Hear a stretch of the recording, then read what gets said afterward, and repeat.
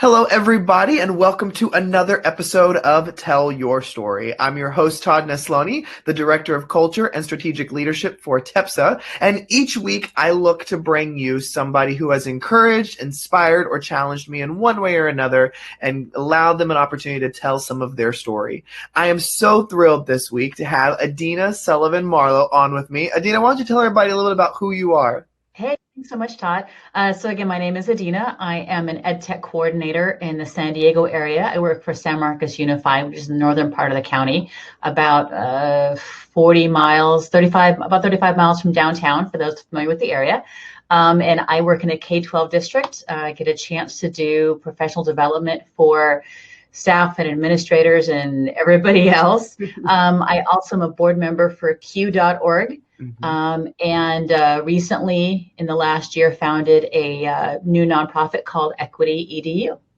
So we got a lot to talk about tonight. I'm so excited. So I want to start with, just kind of thinking about you and your role in education. When you were growing up, did you always see yourself as wanting to move into the field of education? Yes, sort of. So my original plan was to be somehow in educational psychology. And then that was for some family issues. Put that aside, wanted to be a teacher, but life gets in the way, and your original plan isn't always how you get to go about things.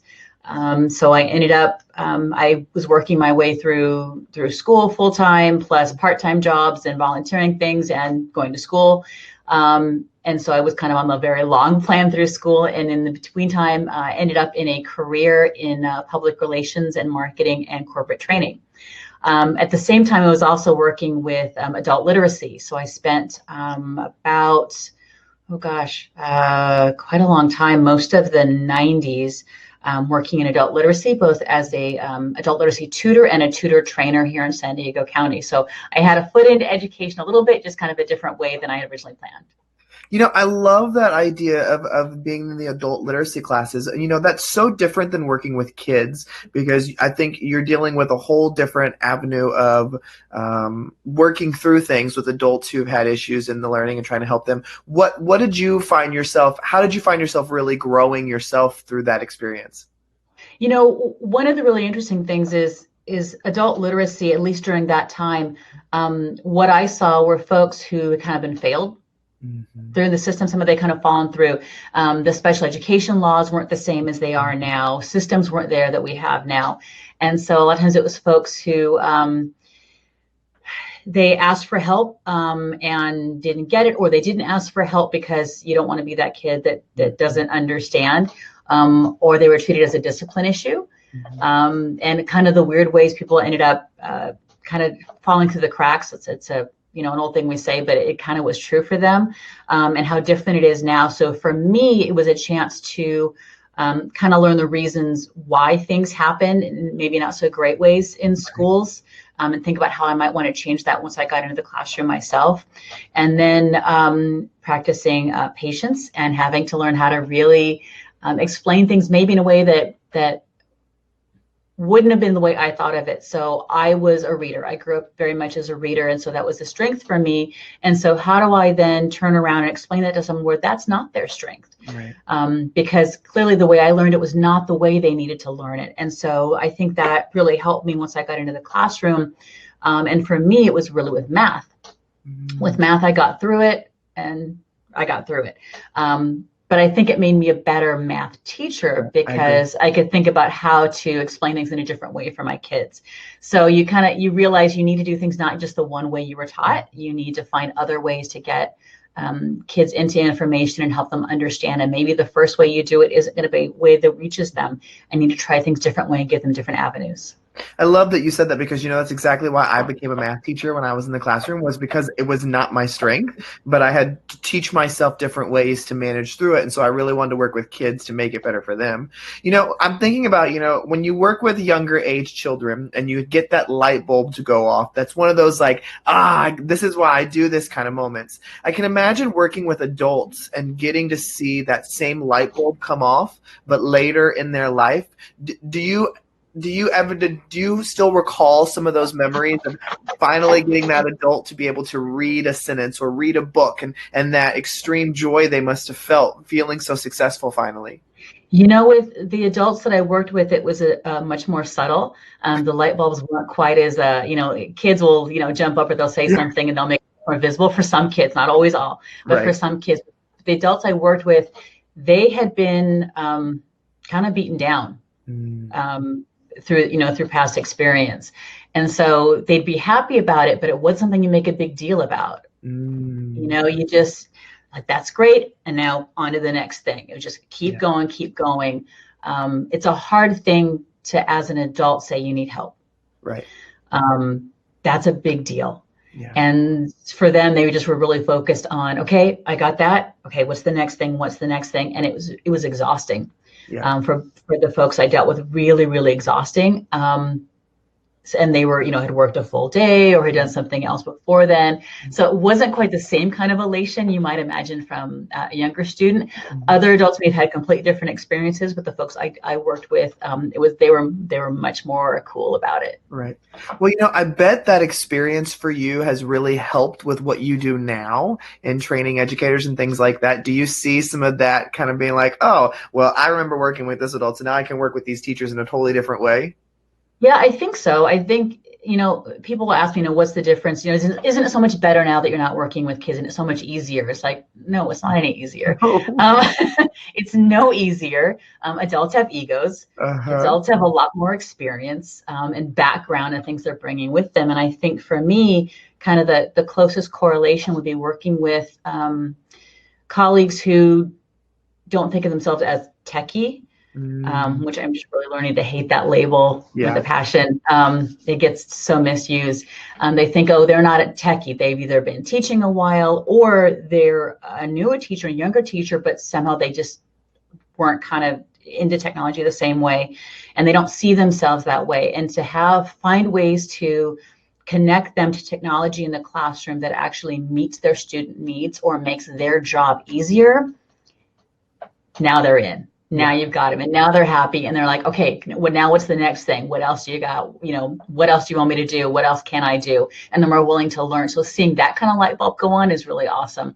And it's kind of the thing that they'll sometimes say to me, but not make a big deal about to their other colleagues. Because again, it's like, nope, I don't need to make a big deal that I didn't know it. Don't want to make a big deal that I have it now. It's just a thing. I'm going to use it and roll on. I love that. Well, Adina, I love the work that you've done with the EquityEDU. And so how did that come to be for you? Like, where did that passion come from? So there's a long family history for that. Some things we won't quite get into, but some things that I saw go on with my own family, that things didn't quite work out the way they probably should have. And equity was a piece of it, how my brother was treated in school. The way I saw things happen for myself and for other students I knew. And then what I saw once I got into the classroom and saw some of the exact same things happening, that a student's language background or their family situation or economics or color played a part in how they were treated, what was expected, what resources were offered, what praise they received or did not receive compared to other students. And it's something that kind of always bugged me. And I talk about it with folks, and lots of folks say, yeah, that bugs me too. I want to do something. But nobody was really doing anything. It's kind of like, yeah, I'm on board. I believe in that too. But when it comes down to actually taking action, folks kind of got stuck. And so I talked to a couple of colleagues that were really interested in going forward. And then we talked more, and then they kind of fell by the wayside too. And I thought, okay, I need to do this a different way. I've got big dreams for what I'd like to do, but maybe this needs to slow down just a little bit. So started with just a Facebook group, and grew that over time. Now it's been 2 years, I think, almost a little over 2 years, and we're a little over 400 people, which doesn't seem like a ton, but it's not fun, right? It's not like, hey, let's look at everybody's kids' pictures and what did your dog do that was really cool or whatever, and your latest vacation. It's conversations, and looking at ideas and concepts that are difficult. Everybody wants the label of equity, but doing the work to actually reflect on yourself and then your students and your actions with students and what you can do, that's a harder thing. Yeah. So we've kind of built that over time. And what's funny is that even though the number of people actually speaking in conversations is small, but the conversations that happen in the background are much larger. So I get constantly getting people either emailing me or messaging me or talking to me when they see me saying, oh, I really liked this that was posted or this thing that was said, but they don't feel comfortable enough saying anything in front of everybody else. So that's still some hurdles we're going past.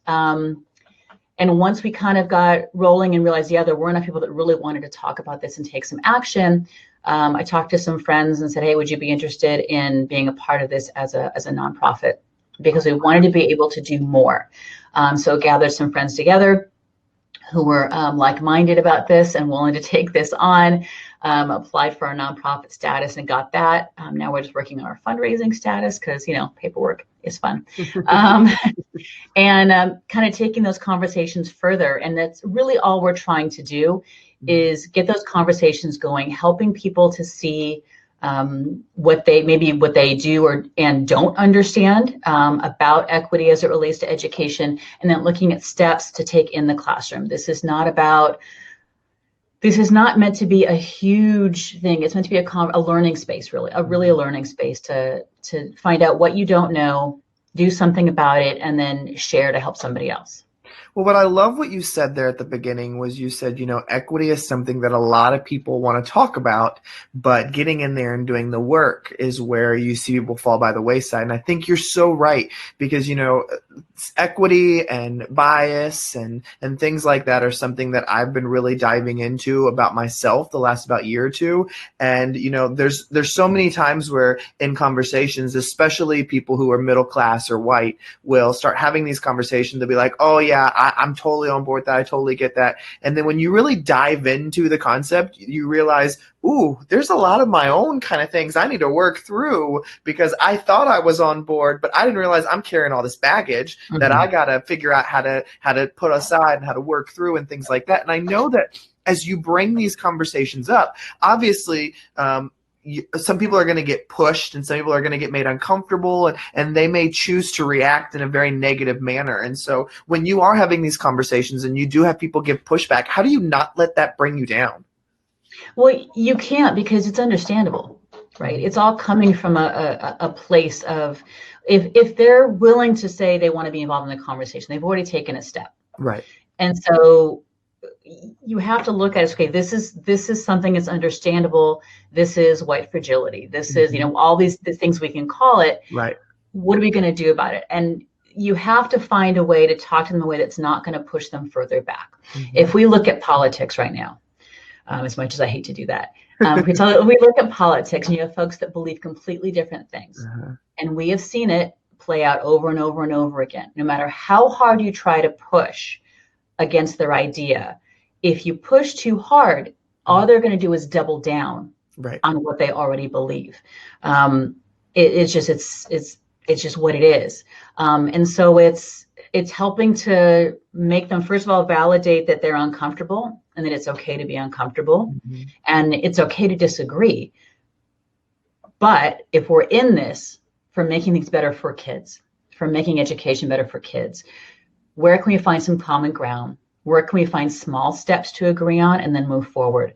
I had someone who I'd known for a very, very long time who, when we did the book study, White Fragility with EquityEDU, she was really not happy. Really not happy. We did that book study with a small group at my school, and I felt some people go through the same thing. This is white bashing, and this is and I had to explain to her, okay, have you read the book? Right. No. Okay. Let me explain what it actually really is. Yep. And once we talked about what it really was about, okay, now I'm willing to talk about this. But we have these assumptions we bring to any of these conversations. And if we can help folks, if we don't come back at them, but rather engage in conversation and look at little pieces where we can find some common ground, now we can move forward. And now she's good to go, and we're moving forward, and things are great. You can't let it. It's not a reflection on me. It's not a reflection on them entirely. Right. It's we're all carrying this baggage around. We're all carrying these pieces with us. Every one of us have these things we're bringing to the conversation and validating what's there. And then now let's work towards making it better. And what I've learned too is that I've found that when having these conversations, some people just aren't in the right place to have that conversation at that time. And that doesn't mean you can't bring it up again later, but it also doesn't mean you push them on it right then to make them have it. Because I've learned that too, as I've been able to have some of these conversations, is there's just some people who just aren't ready and aren't in the right headspace to have that. And that's okay. Yep. That's okay that they're not there yet. I can try again later. But I think that's important to remember, that just because we're in that space doesn't mean everybody else is going to be there with us. And what I love about the way you communicate is it's so clear that that is a part of your heart, and that's a part of how you want to have these conversations too, which I really respect. You know, when I think about all these things that you've talked about and where you've been in your professional life and the things you've created, when you think back on your life and look at the woman you are today, what is one of those experiences in your life that you think really played into who you are today?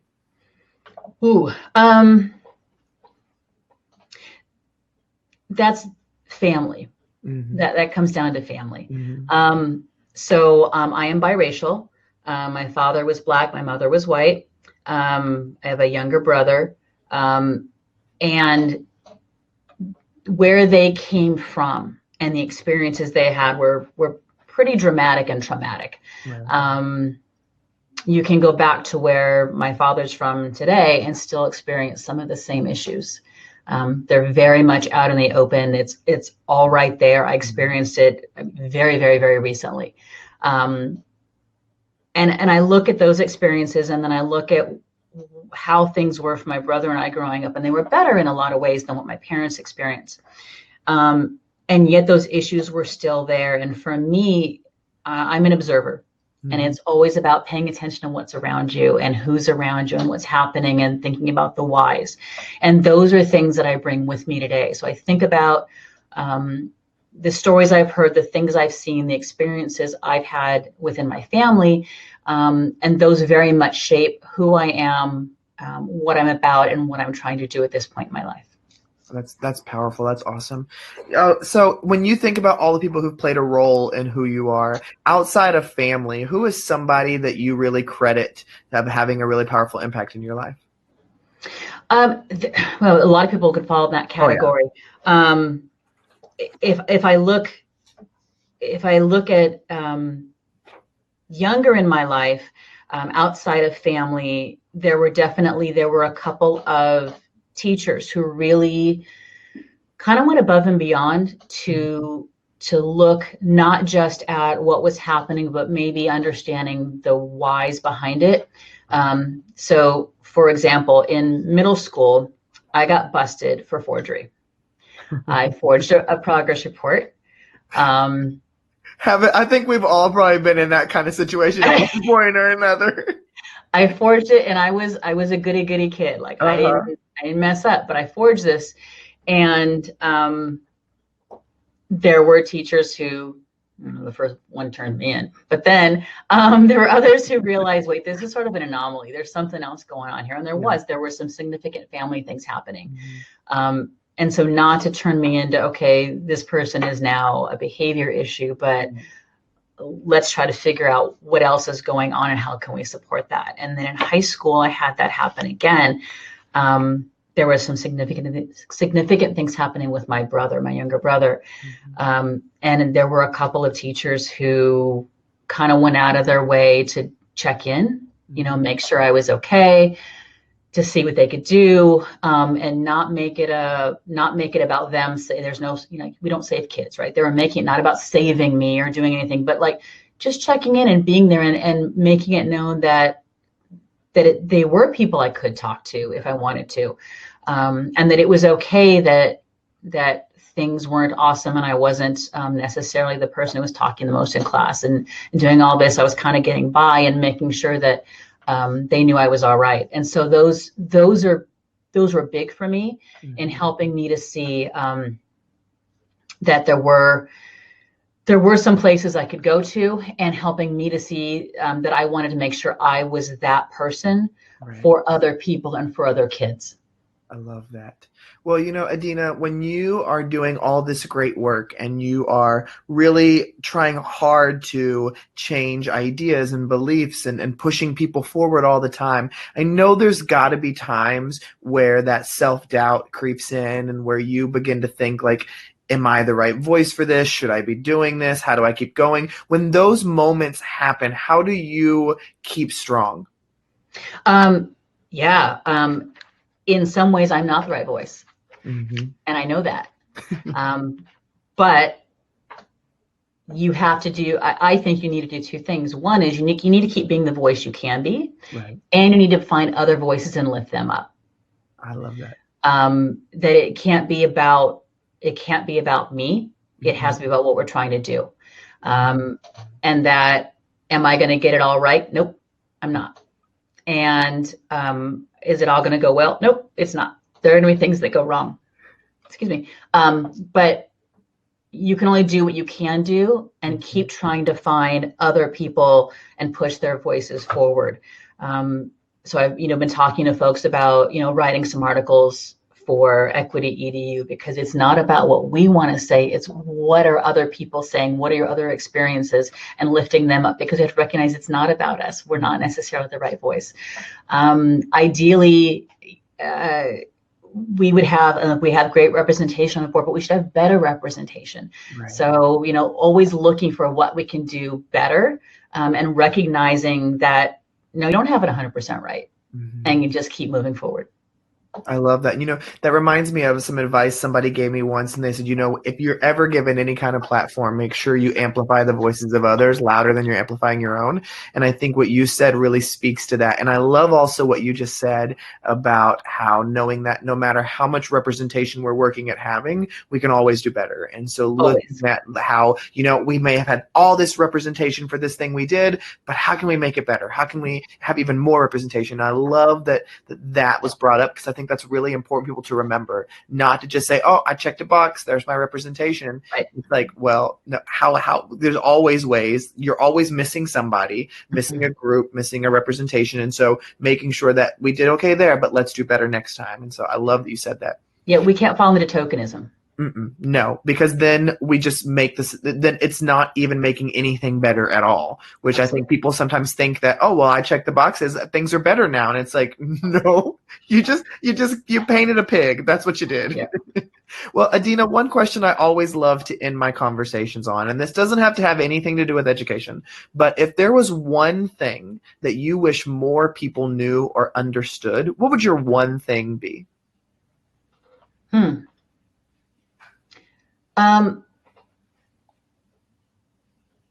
Kids want, and I'll make this about education, but kids actually do want to learn. Especially when we're talking about kids as they're getting older, high school, middle school kids, what have you. And they'll say, oh, they don't want to learn. Yeah, they do. Yeah. They want to learn. They just don't want to learn the way you're doing it. And people want to learn. Even adults, we all want to learn. We just don't always want to learn on your timeline and using your methods and your strategies, but everybody wants to learn. And if we can kind of keep an open mind that people do want to learn, they just maybe aren't ready yet, or need it a different way, or from a different place or a different person, I think we can get farther rather than assuming everyone's completely shut off, because I don't think that's true. I love that. Well, Adina, I just absolutely adore the work you're doing. I think you are a needed voice, and I love your bravery and just your willingness to say, I'm going to have this conversation. Who wants to come and have it with me? And I thank you for coming on tonight and just sharing some of your own story as well. So you're amazing, and I love your work so much. So thank you for coming on. Hey, thanks so much again for the invitation and the opportunity. Yeah, and thank you everybody for listening or watching another episode of Tell Your Story. Remember, you can check out past episodes on Apple Podcasts, Spotify, or wherever you get your podcasts. Make sure you go on and listen to some of those, and I hope today's conversation has inspired you to get out there and tell your story, because like we say every week, every story matters.